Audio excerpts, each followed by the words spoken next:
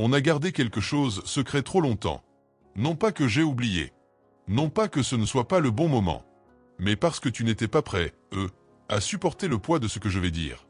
Et maintenant, tu le es. Pas parfaitement, pas sans crainte, pas avec toutes les réponses. Mais tu le es. Et cela me suffit. Je te connais comme personne d'autre. Ce n'est pas l'image que tu projettes sur les réseaux sociaux. Ce n'est pas celle que tu affiches au travail. Ce n'est même pas celle que tu montres à ceux que tu aimes le plus. Je sais ce qui se cache derrière tout ça. Les pensées que tu n'oserais confier à personne. Les doutes que tu enfouis sous ton oreiller chaque soir. L'épuisement que tu dissimules sous un masque de force. Même en sachant tout cela, je t'ai choisi. Pas une version améliorée. Pas une version future. Toi, tel que tu es maintenant. Ce n'est pas une phrase réconfortante. C'est la réalité la plus concrète qui soit. Avant de poursuivre, je vous invite à écrire maintenant en commentaire « Seigneur, je suis prêt, à t'écouter ». Rien de plus. Juste ces mots. Car quelque chose de puissant se produit lorsque nous déclarons à voix haute, même par écrit, que nous sommes ouverts. Écrivez-le maintenant, puis continuez d'écouter. Restez jusqu'à la fin de cette vidéo. Ce qui suit est ce que vous avez le plus besoin d'entendre aujourd'hui. Maintenant, je dois vous dire quelque chose que je garde pour moi depuis un certain temps. Il y a eu des moments où tu me demandais quelque chose et où mon silence était perçu comme un refus. Tu as alors interprété ce silence comme un abandon, comme si je t'avais tourné le dos. Je comprends pourquoi tu as pensé cela. Quand on souffre, le silence fait aussi mal qu'un rejet. Mais le silence n'a jamais été synonyme d'abandon. Des choses se passaient en coulisses, invisibles à vos yeux. Des conversations avaient lieu dans des endroits inaccessibles. Des portes se fermaient, des portes qui, si elles s'étaient ouvertes, vous auraient anéanti, même si, sur le moment, vous pensiez qu'elles étaient exactement ce dont vous aviez besoin. Tu as demandé certaines personnes. Et je ne les ai pas amenées. Non pas que tu ne méritais pas d'être aimé, mais parce que ces personnes auraient rouvert des blessures qui commençaient à peine à cicatriser. Tu ne l'as pas vu. Mais moi, si.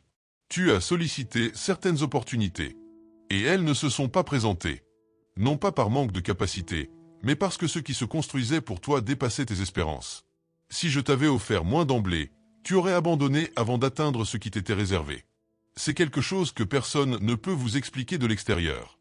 Car, vu de l'extérieur, cela ressemble à de la cruauté. De l'intérieur, c'est de la protection. Il y a quelque chose que je voudrais que tu prennes en considération. Les signes que je place sur ton chemin chaque jour, tu en remarques beaucoup sans savoir qu'ils viennent de moi. La personne arrivée au bon moment. La phrase que tu as lue par hasard et qui t'a fait interrompre tout ce que tu faisais, car elle semblait écrite spécialement pour toi. Le moment où tu étais sur le point de prendre une mauvaise décision et où quelque chose en toi s'est figé sans que tu saches pourquoi. Ce ne sont pas des coïncidences. Ça ne l'a jamais été. Si vous souhaitez mieux comprendre comment reconnaître ces signes dans votre vie quotidienne, j'ai préparé un document pour vous aider. Il est disponible dans les commentaires. Il s'agit de l'e-book « Comment reconnaître les signes de Dieu au quotidien ». De nombreuses personnes qui l'ont lu témoignent d'avoir une vision de la vie complètement différente. Vous pouvez y accéder dès maintenant et poursuivre votre lecture après avoir visionné cette vidéo. Mais maintenant, cela reste ici avec moi, car ce qui va arriver est au cœur de tout. Il y a un mensonge qui s'est insinué en vous, et qui est resté si longtemps que vous ne vous en rendez même plus compte. Il vous persuade que vous êtes un cas trop difficile, que votre histoire est trop compliquée, que les autres y arrivent, mais que vous portez un fardeau différent, plus lourd, qui sera toujours ainsi. Ce mensonge ne vient pas de moi. Je n'ai jamais dit ça de toi. Je n'ai jamais pensé ça de toi. Ce n'est pas moi qui ai entendu cette voix. Et ça ne s'arrête pas. Ça revient quand on est au plus bas. Quand on a encore raté quelque chose qu'on s'était promis de ne pas rater. Quand on regarde autour de soi et qu'on a l'impression que tout le monde progresse sauf nous. C'est précisément à ce moment-là que cette voix se fait plus forte. Mais laissez-moi vous dire ce que je vois quand je vous regarde à ces moments-là. Je vois quelqu'un qui persévère, qui n'a pas renoncé, qui a peut-être trébuché une centaine de fois, mais qui est toujours debout. Ce n'est pas rien. C'est plus que ce que beaucoup réussissent. Et le fait que vous soyez là, à écouter ceci, signifie qu'une partie de vous croit encore. Cherche encore. Espère encore. Ne ratez pas cette occasion. Cette part de vous qui est encore en quête, prenez en soin. Ne la laissez pas suffoquer sous le poids des déceptions. Car c'est précisément là que j'interviens. Je n'entre pas quand tu es parfait. J'entre quand tu es brisé et j'ouvre quand même la porte. Maintenant, je dois aborder un sujet qui pourrait être gênant. Il y a des choses que vous continuez de porter qui ne vous appartiennent pas. Des ressentiments liés à des situations arrivées à d'autres et qui, d'une manière ou d'une autre, vous ont été imputés, comme si c'était à vous de les résoudre. Des rejets que vous avez intériorisés et qui définissent votre identité. Des mots prononcés sur vous il y a des années et que vous vous êtes répétés si souvent que vous avez fini par les croire vrais. Il y a une chose que vous devez comprendre à propos de ces choses. Ils ne définissent pas qui tu es pour moi. Ils ne l'ont jamais fait. Qui tu es pour moi était défini avant même que quiconque n'ouvre la bouche. Avant que toute situation ne survienne. Avant que toute erreur que tu aies commise ou subie. Vous portez un fardeau qui ne vient pas de moi. Et il y a une partie de ce poids dont il est temps de se libérer. Je ne parle pas d'un processus simple. Je ne dis pas que le simple fait de le vouloir suffit. Mais je dis que c'est votre volonté de commencer qui est essentielle. Le reste, je le ferai ensemble. Pas à pas. Sans précipitation. En temps voulu. Permettez-moi de vous expliquer comment je travaille. Je fais rarement tout en même temps.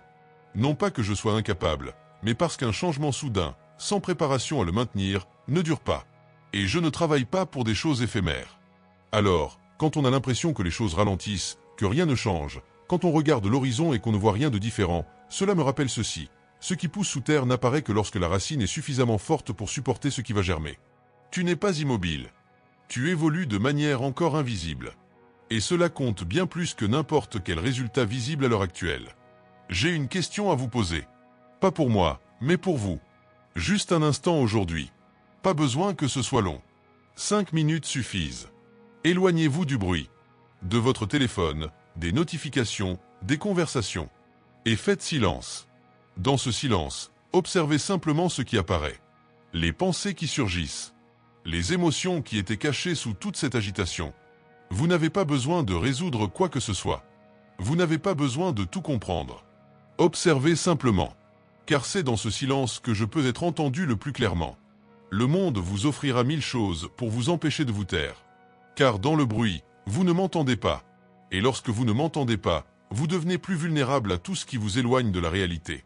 Ce calme, même s'il est difficile à trouver, vaut bien l'effort. Si vous êtes arrivé jusqu'ici dans la vidéo, je veux que vous sachiez une chose. Ce n'était pas un hasard. Rares sont les choses qui le sont. La façon dont cette vidéo vous est parvenue, le moment où vous avez décidé de la lancer, la phrase qui vous a le plus marqué pendant l'écoute, rien de tout cela n'était dû au hasard. Je vous apporte les choses au moment où vous en avez le plus besoin. Et si cette vidéo arrive aujourd'hui, c'est parce que vous aviez besoin d'entendre ce qu'elle contient. Permettez-moi maintenant de poursuivre votre récit, ce que je ne pouvais plus retenir. Il y a une vocation dans votre vie. Je ne parle pas de quelque chose de grandiose au sens où le monde l'entend. Pas forcément la gloire, une scène, une foule. Je parle de quelque chose de bien plus précis. Une contribution que vous seul pouvez apporter, à votre manière, avec l'histoire que vous seul avez vécue. Et cette contribution n'est pas encore exercée à son plein potentiel. Non pas par manque de capacité, mais parce que vous attendez quelque chose. Parfois, vous attendez de vous sentir prêt, parfois d'obtenir l'autorisation de quelqu'un, parfois que les conditions s'améliorent. L'autorisation a déjà été accordée.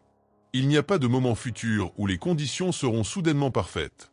Il n'y a que le présent, avec ses conditions et ce niveau de préparation actuel. Et cela suffit pour franchir la prochaine étape. Pas l'étape entière. Pas le plan complet. L'étape suivante. C'est tout. Car chaque pas ouvre une perspective sur le suivant. Inutile de voir tout le chemin.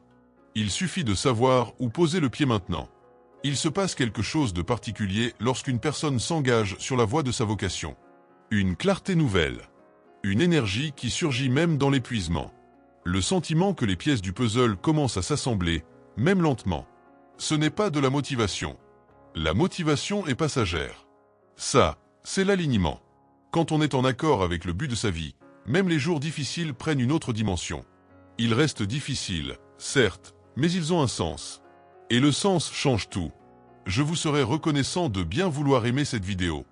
Ce n'est pas une mince affaire. Chaque « j'aime » permet à ce contenu d'atteindre davantage de personnes qui, comme vous, ont besoin d'entendre ce message aujourd'hui.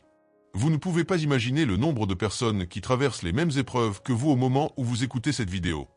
La partager pourrait faire toute la différence pour l'une d'entre elles. Je dois maintenant revenir sur un point que j'ai abordé au début, mais sous un angle différent. Je vous avais dit que vous n'étiez pas prêt, auparavant. Et je souhaite vous expliquer plus en détail ce que j'entendais par là. Ce n'est pas que tu étais inférieur. Ce n'est pas qu'il y avait une épreuve à réussir pour mériter ce que j'avais à te donner. Ça ne marche pas comme ça. Ce qui se passe est différent. Certaines vérités, lorsqu'elles surviennent trop tôt, laissent démunies. Elles pénètrent, mais ne trouvent aucun support intérieur. Et elles s'effondrent. La personne se retrouve alors avec le sentiment d'avoir reçu quelque chose et de l'avoir perdu, une douleur plus vive encore que celle de l'avoir reçu. Je préfère donner quand on peut le conserver. C'est pourquoi le temps entre la demande et la réponse n'est souvent pas une attente vaine. C'est une préparation. On se renforce de l'intérieur pour pouvoir accueillir ce qui vient de l'extérieur. Je sais qu'il est difficile de s'en rendre compte en plein processus. C'est comme essayer de distinguer la forme d'une sculpture quand on est la pierre qu'on travaille. C'est impossible. C'est douloureux. Et on a l'impression d'être détruit, sans comprendre que c'est le superflu qui est enlevé pour révéler ce qui était déjà à l'intérieur. Ce qui est en toi, tu ne l'y as pas mis toi-même. C'est moi qui l'ai placé là. Ce que j'entreprends, je le mène à bien. Je ne laisse rien au hasard. Je ne commence rien pour ensuite abandonner. Je n'investis pas dans un projet pour le voir disparaître. Ce que je commence, je le termine. Cela inclut ce que j'ai commencé en toi. Maintenant, je vous demande de faire attention à ce qui va suivre. Il y a un domaine de votre vie où vous avez décidé qu'il n'y a pas de solution. Il peut s'agir d'une relation, d'une situation financière, d'un problème de santé ou d'un rêve que vous avez mis de côté car il vous semblait trop difficile de continuer à rêver. Vous avez créé une catégorie mentale appelée « impossible » et vous y avez placé cette chose. Je tiens à ce que vous compreniez que cette catégorie n'existe pas dans mon vocabulaire. Je ne dis pas que toutes les situations se résolvent comme on le souhaite. Loin de là. Je dis simplement que ce qui vous semble être une impasse, de mon point de vue, a encore une issue. Une issue que vous ne pouvez pas voir d'où vous êtes. Ce qui est différent de dire qu'elle n'existe pas. La perspective change quand on monte. Et c'est précisément ce que je vous propose. Une perspective d'en haut, où les obstacles qui vous empêchent de voir de l'intérieur ne sont pas de même ampleur. Cela ne veut pas dire que ce sera facile. Cela signifie simplement que ce n'est pas terminé comme il n'y paraît. Maintenant, je vais vous parler de ce qui se passe lorsqu'une personne commence à faire véritablement confiance. Pas une confiance superficielle. Pas le « ça va » qu'on dit quand ça ne va pas. Pas le sourire du dimanche qu'on arbore pour ne décevoir personne. La vraie confiance, celle qui se cache derrière tout ça. Lorsque la confiance commence à grandir, la peur ne disparaît pas pour autant. Elle demeure. Mais la personne commence à avancer malgré elle. Et cheminer avec la peur, main dans la main avec la foi, est tout à fait différent de s'arrêter parce que la peur est apparue. S'arrêter parce que la peur s'est emparée de soi est la décision la plus coûteuse que l'on puisse prendre. Car ce qui se trouve de l'autre côté de cette peur, c'est ce dont vous avez le plus besoin. Ce que vous désirez le plus. Ce qui vous a été promis. Et la peur le sait. C'est pourquoi elle est si bruyante. C'est pourquoi elle surgit avec une telle force juste avant le moment décisif. Avez-vous déjà remarqué que la plus grande résistance apparaît précisément lorsque vous êtes au plus près de l'adversaire? Ce n'est pas un hasard. C'est la confirmation que vous arrivez quelque part qui compte. Maintenant, je veux que vous fassiez quelque chose de pratique. Pensez à un domaine de votre vie où vous vous sentez bloqué. Vous n'êtes pas obligé d'en parler ici si vous ne le souhaitez pas. Mais identifiez-le maintenant, pendant que vous écoutez. Quel est cet état où vous avez l'impression de ne pas avancer? Et demandez-vous, à quoi devrais-je renoncer pour commencer à bouger? Non pas à ce que j'aurais à gagner, mais à ce que je devrais abandonner. Souvent, ce qui nous freine n'est pas un manque, mais un excès auquel nous refusons de renoncer. Une attente précise quant à la façon dont les choses doivent se dérouler. Un ressentiment persistant, comme pour nous protéger de quelque chose. Une identité construite autour d'une douleur passée, mais qui continue de nous définir. Abandonner n'est pas un signe de faiblesse. Démissionner est l'acte le plus courageux qui soit. Et je serai là quand tu décideras que tu es prêt à le faire. Si vous êtes abonné à la chaîne, merci. Et si ce n'est pas encore fait, abonnez-vous maintenant. Car tout ce que j'ai à vous dire ne peut pas tenir dans une seule vidéo. Chaque vidéo suivante sera la suite de cette conversation commencée ici. Restez avec moi. Je dois vous parler de ce qui arrive quand une personne touche le fond. Pas le genre de moment difficile qu'on imagine parfois de façon dramatique. Le vrai moment de désespoir. Celui où, face à la situation, on n'a plus la force de faire semblant d'aller bien. Celui où plus aucun discours d'automotivation ne fonctionne. Celui où l'on ne sait littéralement plus comment continuer. Ce moment existe. Et il arrive à ceux qui ont la foi. Il arrive à ceux qui prient. Il arrive à ceux qui font tout correctement. Ce n'est pas un signe de faiblesse dans la foi. C'est un signe d'humanité. Et c'est précisément à ce moment-là que le plus important est de ne pas se sentir fort. C'est la décision de continuer même quand on ne se sent pas fort. C'est tout. Vous n'avez pas besoin de clarté. Vous n'avez pas besoin d'énergie. Vous n'avez pas besoin de vous sentir inspiré. Vous avez besoin d'un pas. Un seul pas, même pas besoin d'être grand. Parfois, ce pas consiste simplement à ne pas abandonner aujourd'hui. Et je suis à vos côtés dans cette étape.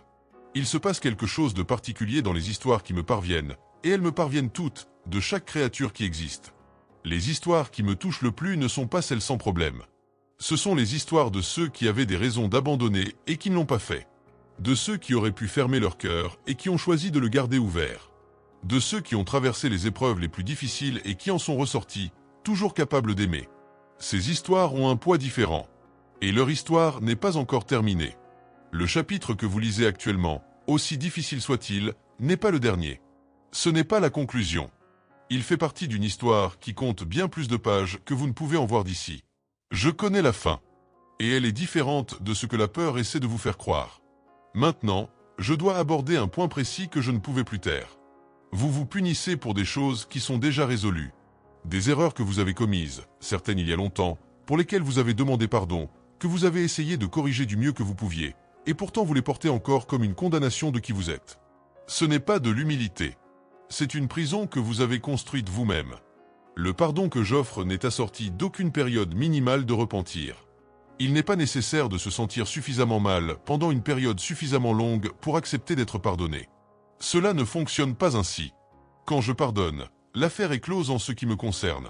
Ce qui est dit ensuite ne vient pas de moi.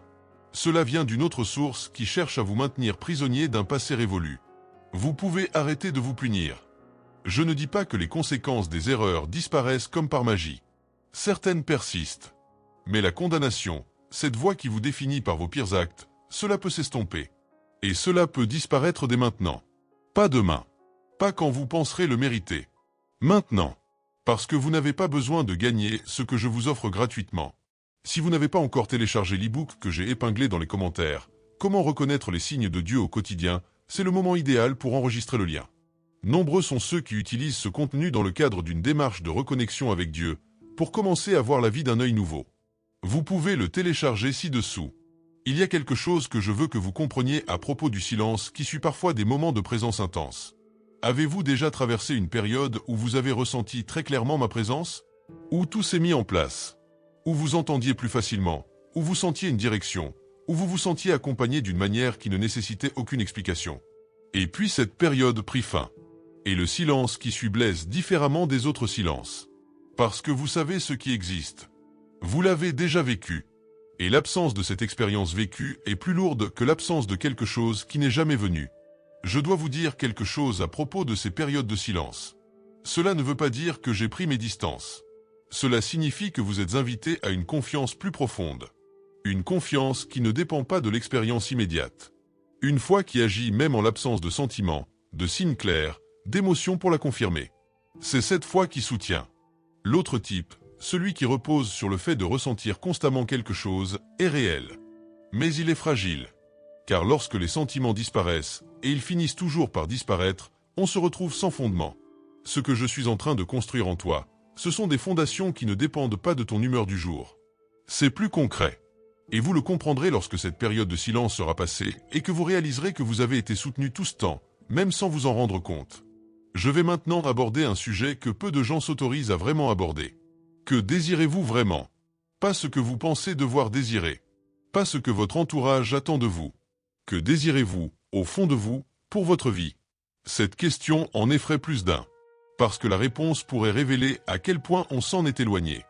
Ou parce que la réponse semble impossible. Et admettre vouloir l'impossible est plus douloureux que de faire semblant du contraire.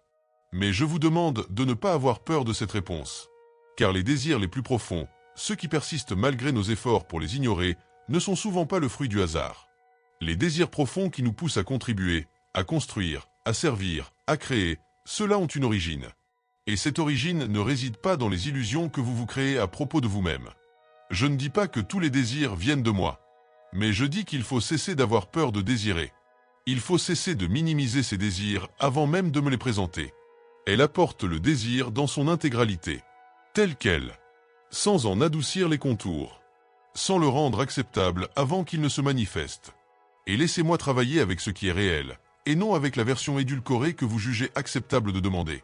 Partagez cette vidéo avec quelqu'un aujourd'hui. Pas forcément avec une personne qui traverse une période difficile. Il peut s'agir simplement d'un être cher. Car ce contenu n'est pas réservé à ceux qui souffrent. Il s'adresse à tous ceux qui souhaitent mieux comprendre leur propre vie et ceux qui la sous-tendent. Partager une vidéo peut ouvrir une porte à quelqu'un qui attend précisément cela.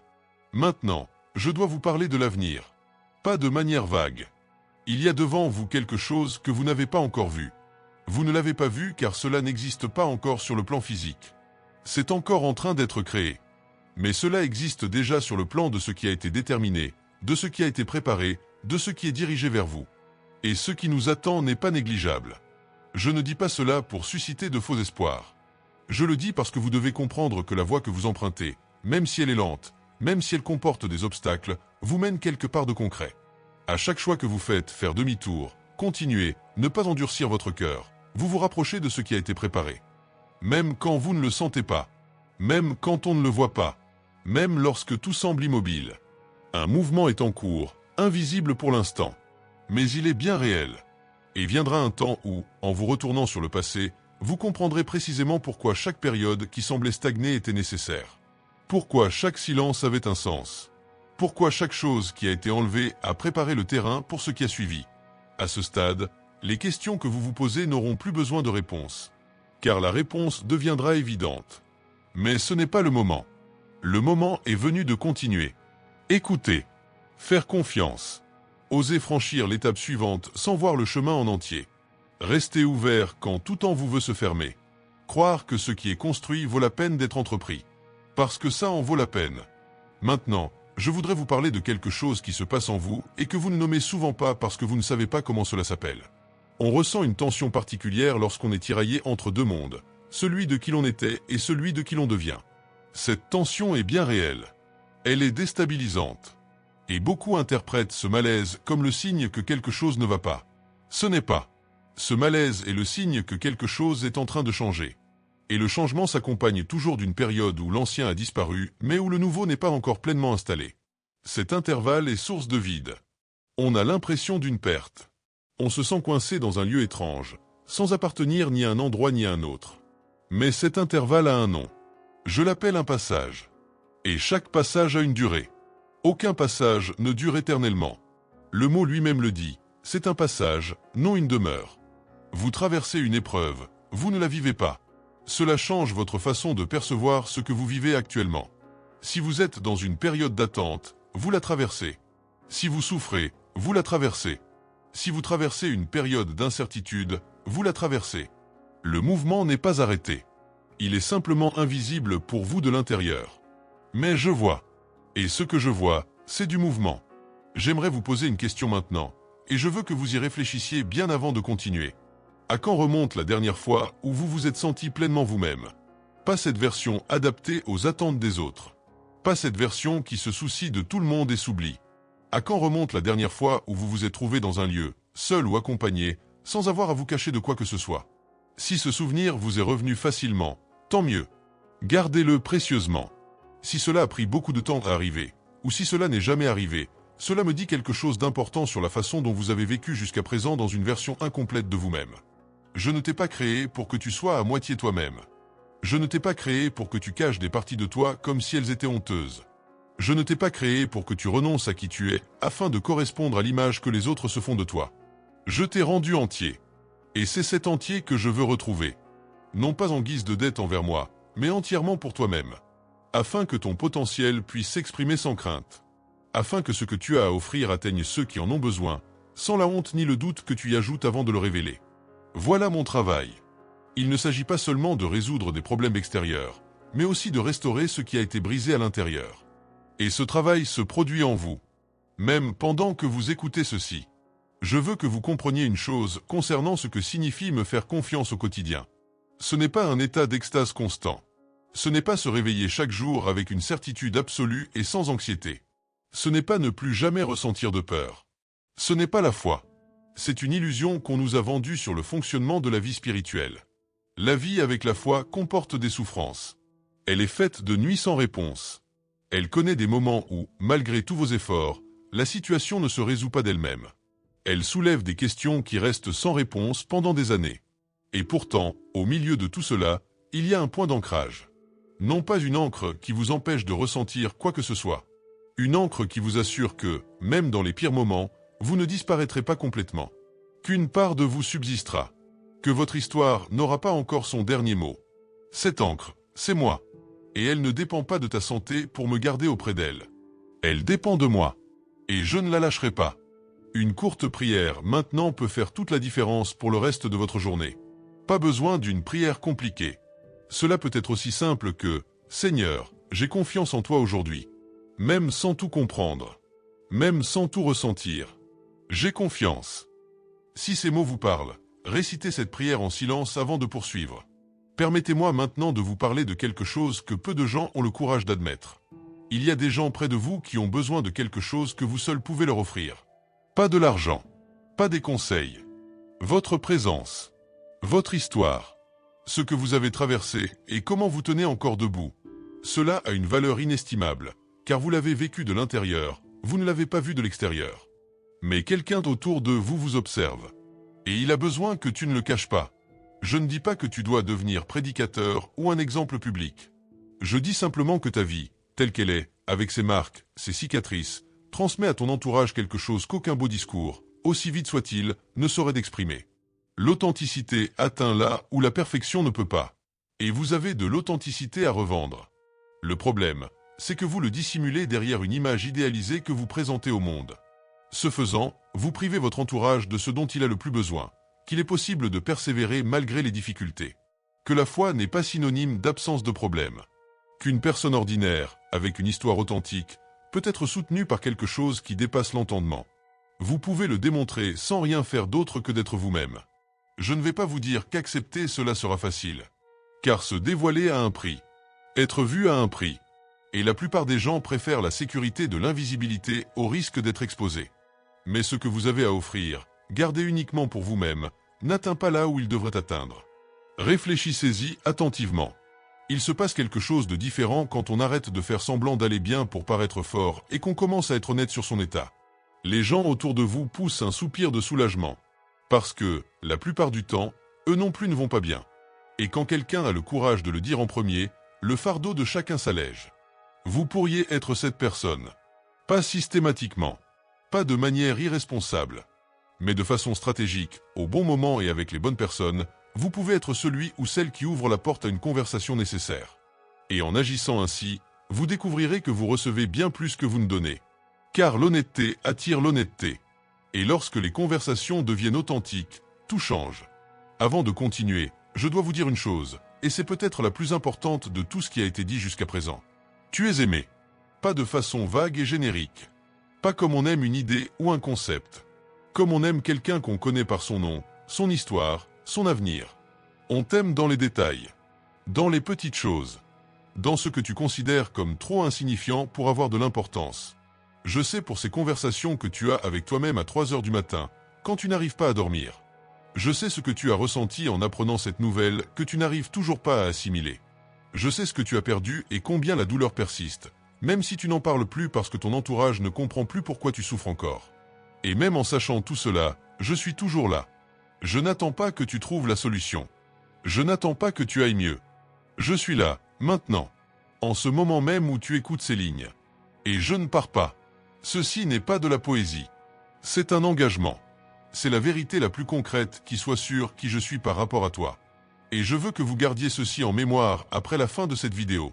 Non pas comme une phrase de motivation, mais comme un point d'ancrage. Comme une ressource à laquelle vous pouvez vous raccrocher lorsque cette voix intérieure qui vous dit que vous êtes seul se fait entendre. Vous ne l'êtes pas. Ça n'a jamais été le cas. Et ça ne le sera jamais. J'ai besoin de vous encore un instant avant de terminer ce que j'avais à dire. Vous vous êtes préparé, même sans le savoir, à quelque chose qui n'est pas encore apparu à l'horizon. Les périodes difficiles que vous avez traversées n'ont pas été vaines. Chacune d'elles a forgé votre caractère. La patience, la résilience, la capacité de comprendre les sentiments d'autrui, car vous les avez ressentis vous aussi. La capacité de ne pas s'effondrer face à l'adversité, car vous avez su tenir bon même dans les moments les plus difficiles. Rien de tout cela n'est dû au hasard. C'est de la préparation. Et ce à quoi vous vous préparez exigera précisément ce que vous avez développé. Il faudra la version de vous-même qui a traversé toutes ces épreuves, et non celle qui aurait choisi la facilité. Toi, la façon dont tu as surmonté tous les obstacles qui ont tenté de t'arrêter. Voici l'instrument. Voici la version qui sera utilisée. Ce qui semblait être du gaspillage, une perte, un frein à votre progression, faisait en réalité partie du processus vous permettant de devenir ce que vous deviez devenir pour l'avenir.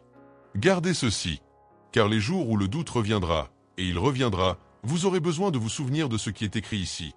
Et quand vous vous en souviendrez, vous comprendrez un peu mieux qu'avant.